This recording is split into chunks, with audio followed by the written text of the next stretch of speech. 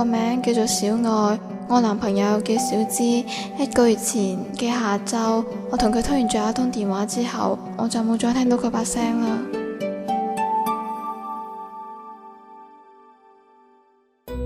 雙元音2010鬼仔節特別節目 Love Wraith。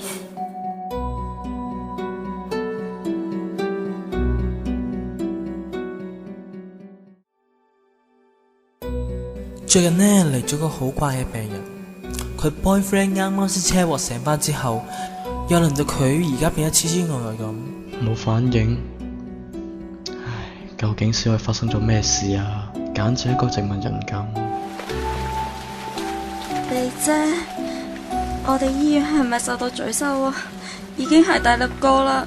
7個，只要吞食7個少女嘅心臟同靈魂，就可以死而復生。當雪芝叫我望向遠方嘅時候，我見到一個女人披住紅色嘅長髮，着住醫院嘅病人服，雙眼好恐怖咁望住我哋。小姐，你睇下前面。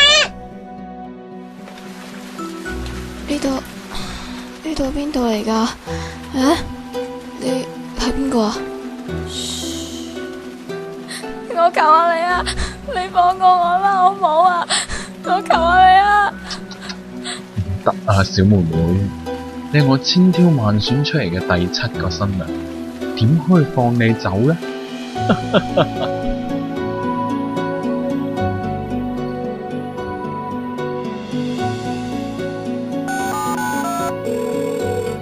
喂，我細佬點啊？請問你細佬叫咩名呢？小芝啊！佢嘅病情已經好得七七八八噶啦，好快可以出院。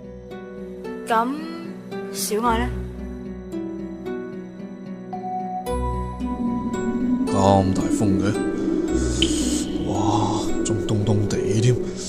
7月天，夜晚咁陰涼啊！大隻叔叔，長髮俾人斬，大叔啊，你快啲落去睇下啦！有鬼！你哋2個小朋友唔係學人哋玩醫院探靈啩？1個2個都咁細膽，我行過去睇下。你啊，唔好揩我大叔友啊！蘇醫生，你自己一個喺度咦啲咩啊？係啦，有冇見過一個好可愛嗰晚同我哋一齊揾小愛嗰個女仔啊？哦，我唔知喎，你再去其他地方揾下。愛鬼魂8月25號勁律上演。